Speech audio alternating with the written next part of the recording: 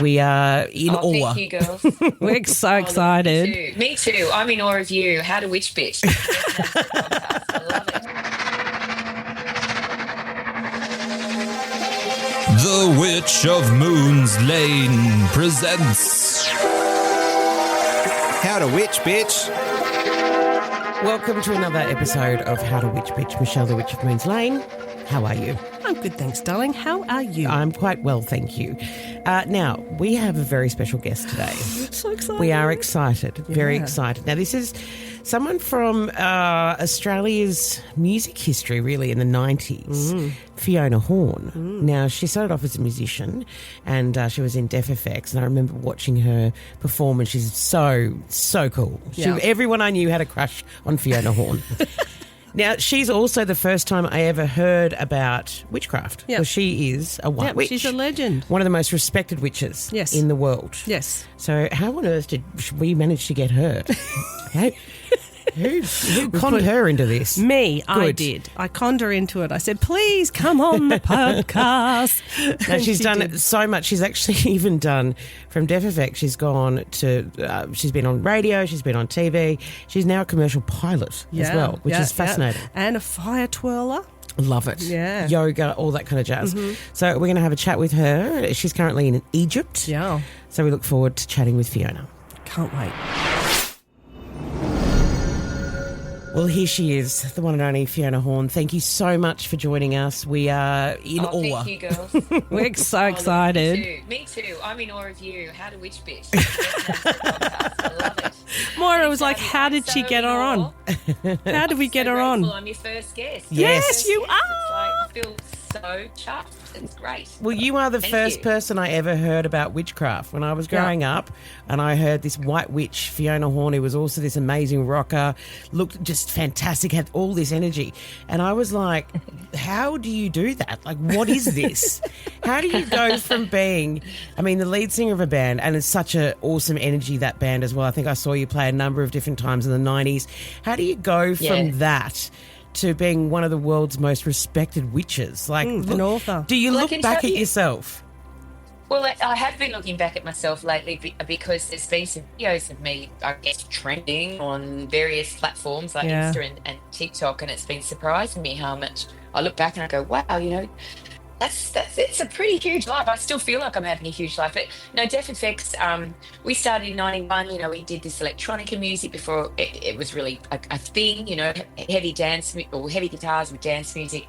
And my lyrics were always quite witchy because that's just what I was into behind the scenes. It's what I've been doing in my life since I was a teenager. And now this is, you know, my early 20s, mid-early 20s.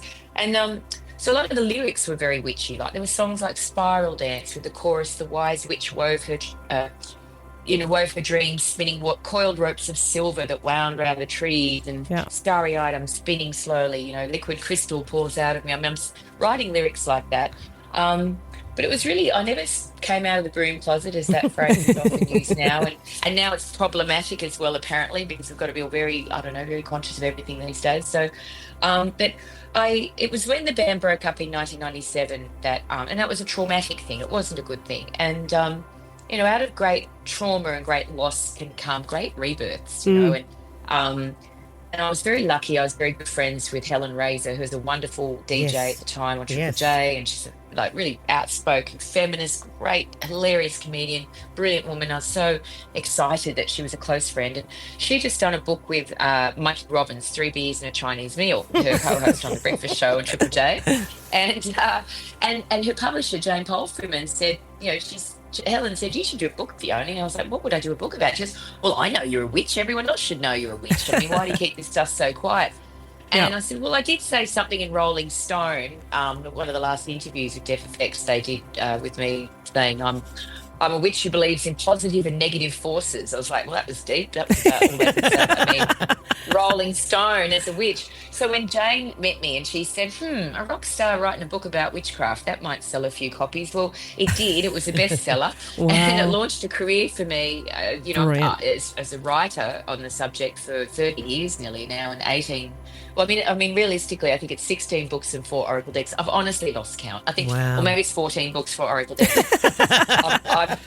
I've lost count. But I feel so blessed to still be published. And so, especially in the book form, like with actual stuff, like Magic of You, my first oracle deck, or I've just got a couple of them here, Dark Magic. I mean, I'm in Egypt where I live in Cairo now. I don't have all my stuff here, like all my books and that. I have a few little things, but it's like, I feel very lucky to just still be able to make an impact and a generational impact now, because I think, like you said, Maura, you were finding out about me back in the 90s, and I was your first thing you heard about witchcraft. Yeah. Well, other women like you stayed with me and read my books, like that teen witch book I did, Life's a Witch. Yes. And then they gifted that book to their teenage daughter or son or Good. non-binary child. And then I did a rework of it, Teen Magic, in 2020, I think Teen Magic came out, really updated it because there was no social media back then, and no, the different environmental situation in the world, and witches, we're always honouring nature as sacred, so being aware of what's going on with the environment, being conscious, treading lightly on the earth, we've been saying that since year dot. So a lot of that stuff was addressed in the teen book, and it was very topical. So I don't know, I just great for baby witches, finding definitely. out things. Yeah. So, and it's so yeah, that's how it happened. And then I guess I just live it, and I've lived it now for over 3 or 4 decades. I don't even know. Like, I mean, I'm 60 next year. I've identified as a witch consciously, knowing that that's the word that describes weird me since I was about maybe 18, to be honest. And she's got a really good then, but I spell didn't book know what too. it was. And the spell book, the Lost Book of Spells, I found this really Lost Book of interesting. Spells. That you'd written this, so when you'd done radio with Richard Stubbs, who of course was another fantastic radio host back in the 90s, well, still is. Now, you were on the show with him, you'd do a spell, so you'd do it like what we do on our radio show. In. Yeah. And people would call in for spells, and it was the most random things. Like when it was like, I want my football team to win on the weekend, and it was like it was like an AFL team, and so I said, okay, all the guys got to go and stand on, I don't know where it was like Port City Cliff or something, hold a red balloon. I wasn't thinking about pollution, it was very irresponsible of me. They all had to hold a red balloon on a string and say this incantation, and then let the balloons go, and as they flew up into the air, they all had to go run, there's energy, and they did, they won. Woohoo! That's awesome. So I mean, but then sometimes it was mothers ringing about problems with kids sleeping, or or many things, and those spells all got collated into my website, which I still have, FIONAHORNE.com. And it was a spell book on the website. And then look, that was a long time ago. That was like 2001, I think, or even 1999. I don't even know, 2000. So after a while, I redesigned the website, and the spell book went away, and then it was found, like someone who I'm really close with, another witch, he found it, and he said, I found it on the dark web. I said, what's that? He goes, well, it's just dark. He said, it's black, the screen's black, and then you got to highlight the screen, you got to kind of like run your cursor over it, and all the letters appear, and it's your spell book there. And I was like, oh my gosh. Oh, how cool is that? I talked to my publisher, Lisa, amazing Lisa Hanrahan and Paul Dennett at Rockpool Publishing. I said, look, I think in all the books, I've actually never done a spell book. There's been spells, there's been rituals, but I've never actually done a dedicated spell book. So that's what Lost Book of Spells is. It's over 150 spells. Beautiful book, hardcover, amazing illustrations. It looks like a 16th century grimoire. It's so beautiful. Rockpool just kicked it out of the park with the design. And it came out in March this year, and it just sold out so quickly. And it's just sold out of its other reprint. I don't even know how many reprints it's had now. So again, I just feel really, wow, I'm still current, Of course you are. I feel blessed. I feel very blessed. But I mean, that's a big thing, isn't it? That, when you first started, you were writing these books and writing this, and now, of course, it's all websites, and you've got TikTok, and you've got all this kind of stuff. Yeah. How do you deal with that as a witch, like adjusting to all the different things now that you have to be across? Like you said, the environment, everything, like everything that's changed. She's just very authentic You and just have sticks to in her own keep lane, up with really. it. I think, and I think the thing is as well, I think, like what you say, TikTok, I'm not on TikTok, other than I just recently created an account there, it's got 2 posts, but I did get on TikTok back in during COVID times, when we were all just, like online all the time. And because I was curious about the platform, and I knew it was something that was so private and so difficult. Back in the the 90s and the early 2000s, I was on the front line. I mean, I'd go on TV, be asked about being a witch, and they'd say, "Oh, they'd have to ask me, do you worship Satan? Are you a good witch or a bad witch?" I mean, you go through all of that, and then you lose jobs because of it. Yeah. Like I was working in the entertainment industry. I was a television host. I wasn't just the witch. I had a long career in a number of different things. I hosted radio on Triple M for a long time. I did the Planet Rock Countdown. I did Homegrown, like the Aussie rock music show. Like, I mean, I had my job wasn't being a witch. No. But it became my job after, especially when I was really on the front line of talking about it in the public eye. So it astounds me that it's so popular now and it's so massive, because we all know that we used to just be the weirdos in the corner, like, or the kid on her own in the corner of the classroom with her back to everyone, or just getting out of class, get down into the bush and doing some spells or something of her own volition or whatever. I mean, or hanging out with the other weirdos. And that was me. And now all of a sudden it's like, it's so massive. It's so massive. And so it's a bit overwhelming. So when I jumped on TikTok briefly during COVID and I did a couple of posts, I mean, I did a few, I maybe got 1,000 followers. I don't know. That's I haven't looked at the account for a while. Jumped on pretty quick. But I got really attacked too. There was something I did. I said, I was reading something from one of my books and trying to just do something positive, and I talked about nature. I said most witches these days, honor nature is sacred, and that's a fundamental core. We work with the elements, air, earth, fire, water, the fifth element being spirit. We will honor, depending on where we are in the world, we'll usually notice what the earth's doing, what the Sabbath it could be, like even a solitary witch that's not aligned with a particular type of witchcraft even would recognize some of these events, lunar events, solar events, equinox, stuff like that, And I got attacked like so massively. I don't even know why. Like I just got attacked. People were stitching me or whatever it is and giving me shit and all this stuff. No. And then a couple of I didn't care. I was just like, this is bizarre. Yeah. And then and I was surprised at the level of the anger, in it. At me, or at themselves, because generally when someone's mirror, someone's going to take someone else down, they're usually feeling pretty confronted about something in themselves. It's pretty standard psychology there. So anyway, I had some really amazing people stick up for me, some really high profile, well-known witches who hadn't just watched a few TikTok videos or read a couple of books and then all of a sudden gone viral and had 1 million followers. These are people who've been around for a while like me. And they said, don't you know who Fiona Horne is? She's the one that trod the boards for you, that gave you the freedom to even do this shit. Come on, give her a break. And then it kind of went away. But I lost the vibe on TikTok then, and I got but I love Instagram. I love my Instagram and Facebook kind of family. I have a Patreon community that I really love, that people can be a member of my Patreon community. And you know what Patreon is, like you can sign up. I do a reading every Sunday, self-care. I read my books out loud and talk about them, and it's like $5 a month Australian, $3 US to join Patreon. You do it through my website, FionaHorne.com, and all the money I raise there goes to animal rescue that I do here in Cairo. I rescue a family of animals, and I also work on street neutering programs for street animals for the Baladi dogs here, and also educating the community. I invest that money into the programs that educate the community on being kind to street animals and all that good stuff here in this big city of Egypt, Cairo, where the entire population of Australia is in the city. And that's where I am at the moment. Yeah. Because I meet do me in these Cairo. women's trips now. That's fantastic. Yeah, well, it's actually meet yourself in Egypt. These are the nourishing spiritual adventures that has been my calling and why I moved here. And I've got 14 women arriving, a lot of them from Australia, many from the US and Europe.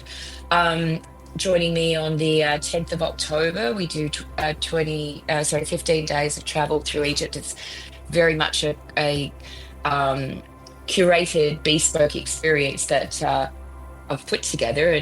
This will be the third one. So there was April and November last year. Quite a few ladies who came in November are returning now to join me in October. And the expansion, I call it, it's not a retreat, it's like an expansion. We're expanding, not retreating. We obviously have deep dives into the iconic places here in Egypt. Like I rent the Great Pyramids, so to speak, and I rent the Sphinx. I mean, we have them to ourselves. That's what you do. You rent them. I rent the Temple of Philae. I rent the Osiris. And then you have the spaces to yourself to do meditation and love to travel. do that. Women only, very safe, very supported.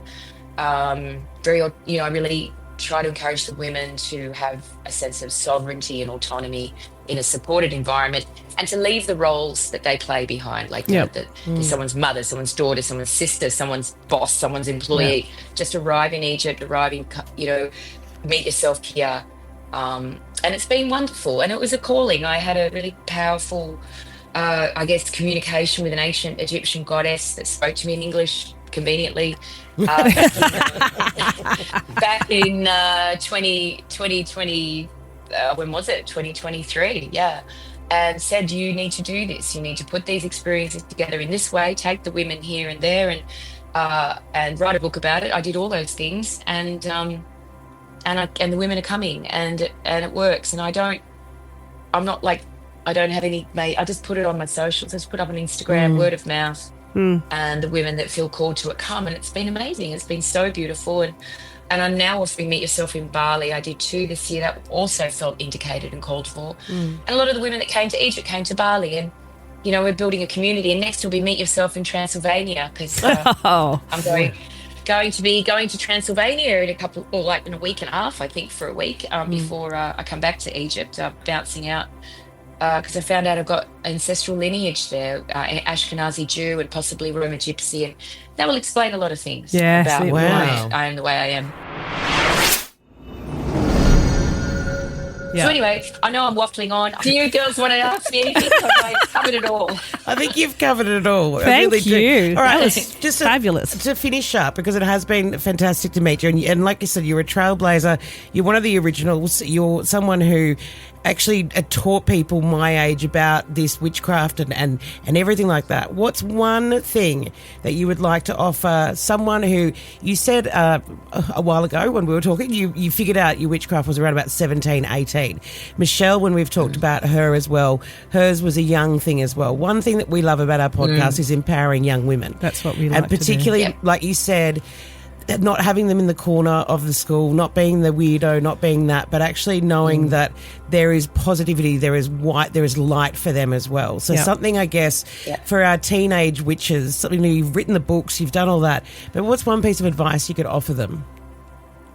As he was saying that, I really sometimes, because I've offered readings, I use tarot and oracle. I've been doing readings for decades and decades. And I always trust when spirit comes through. Sometimes I always say that it's not like things come from me now. Often they come through me, and sometimes it's a bit of practical Fiona life experience advice in there. But spirit was talking loudly when you said that, and I just felt this push through my heart. Just tell them to believe in themselves. Believe in themselves. They don't need to be looking outside to believe in a God or believe in something else. Believe in themselves, and that is the key. And honestly, I'm 1 year off 60 next year. What are these? I always say, our lives don't have a use-by date, and we don't have to grow older. We can grow better at living, and that's the biggest lesson I've learned. It might sound bizarre, but to believe in myself, that it's okay to have my opinions and to have my lessons and to make my mistakes. And a part of that is then when you make peace with that, then you're more open. You're less resentful, you're less resistant, you're more open to learning. You're like, my life's fucking amazing. I've got this opportunity to do this and to do this the best I can. And it's like a shield, but not to hold you away from things, but to to shine your light in a way. It's like a shining bright shield.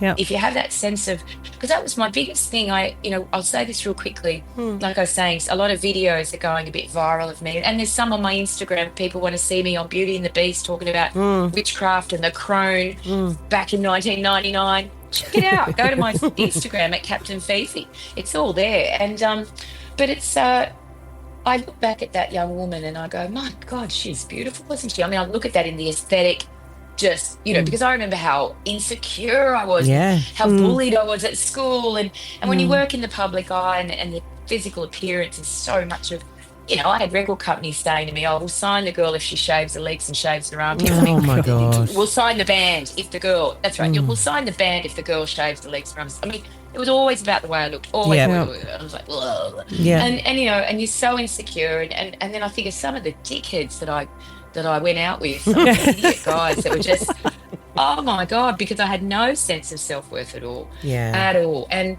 I think we live in an extraordinary time where the pressures on young people are really ever more insidious. We kind of give them this show that they've got all this support and they've got all this empowerment, but do they really? I mean, kids are forced to grow up so quickly and they're just living on the screens and and that's one of the beautiful things about witchcraft. Witchcraft is a slow craft. It's like, slow down. Light a candle. Go and pick some herbs. Hug a tree. Even. Hug a tree. Exactly. Hug a tree. I saw a beautiful video last night of a 101-year-old man hugging a tree. And just saying how much he loved it. He's an artist and he was 101 years old and he used to paint and draw the trees and now he hugs them because he can't paint anymore. So beautiful. Anyway, but it's believe in yourself. And that's not as euphemistic or as general as it might sound. Meditate on that. What does it mean? What does it mean? And then as a witch, what does it mean? If I believe in myself, trust your intuition, trust what you're called to, trust your elders, trust your teachers, trust those of us who have been around for a while. And I know there's a lot of Fruit Loop stuff out there, especially in TikTok. Maybe think about that. Would it be a good idea to maybe take a break from the online world and get out into nature, plant your feet in the earth and let Mother Earth, let the great goddess speak to you? One thing I'll say real quick, because I know we've got 1 minute literally counting down. If I get questions from girls, sometimes it's like, and anyone, girls, boys, non-binaries, all of it, I get like this thing, how do I know that I'm, if I'm doing the readings or I feel like I got a message from a god or a goddess or a message, how do I know it's not just me making it up and imagining it? And that's where you just have to believe in yourself. You have to, and I have been saying this for 30 years. It's in my first book published in 1998, Witch, A Personal Journey. Is that over 30 years? I don't even know. Be prepared. Just around the corner. Around the corner.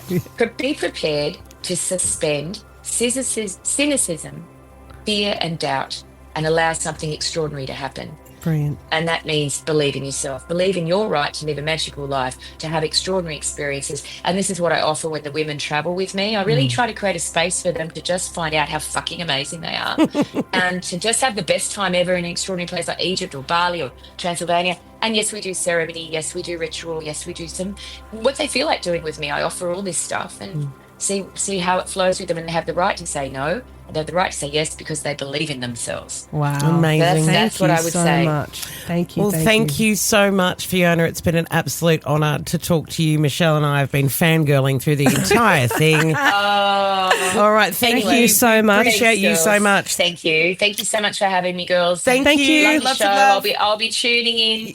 Yeah. Keep up the good work. Let's check the stars. So, Aries, this week calls for your patience and diplomacy. Oh, my God. Diplomacy. Beautiful. No diplomacy. Okay, you ready? Let's do that one again. No, leave that ding, in. Ding, ding, ding. They're all going to start laughing. I can't get my shit together. No shit. Diplomacy. Oh, shit. No, this is not going to be good. Alrighty. Aries, this week's I can't do it. Yes, you can. Okay, Do you want me to read it? Yeah, you do it. I'll start reading it. Yeah, you start. All right. Diplomacy. There you go. Aries, this week calls for patience and diplomacy, especially in work-related matters. No, okay. Diplomacy. Use your energy to foster cooperation and build alliances. All right, back to Michelle. Okay, back to me. Alrighty. Taurus, there's a strong focus on finances and stability. It's a great time to plan your budget and make sensible decisions regarding your investments. Gemini, new experiences and intellectual pursuits are highlighted. Engage in conversations that broaden your perspective and tap into your curiosity. Cancer, emotional connections deepen this week. Spend quality time with loved ones and allow yourself to be valuable and open-hearted. Leo, your focus turns to health and wellness. Implement positive lifestyle changes and take some time for self-care and relaxation. Virgo, creative energies are flowing, so dive into projects that allow you to express your artistic side and showcase your talents. Libra, home is where the heart is this week. Reorganize your living space and create a sanctuary that reflects your personal style. Scorpio, this week is vibrant with communication. Share your thoughts, engage in meaningful discussions, and be open for learning from others. Sagittarius, financial matters require your attention. Review your spending habits and consider long-term strategies for growing your resources. Capricorn, a renewed sense of confidence propels you forward. Take the lead in initiatives and embrace opportunities to shine in your personal and professional life. Aquarius, reflect your inner desires and dreams. Solitude can bring clarity, so take time for introspective and mindfulness. Pisces, social activities and community engagements are very fulfilling, so surround yourself with supportive people and foster friendships that lift you up. And they are the stars for the week. Are they? Yes. They are. Okay, beautiful. That was very, very special. Special people. Yes. Yeah. Now, next week we want to do, actually, we'd love to hear from anyone who has a near-death experience. There's a death to those stars, I can tell well, you. Yes, just like those stars, how close they got to burning out. No, we actually would really love to hear from anyone who would like to share their story of near-death experiences, that'd be cool. different as well. Make sure that you send us a comment, write us a message, do all that kind of jazz. That'd be fantastic, and we'll get in contact with you. Thank you. Brilliant. Bring it on. Yeah, bring it on.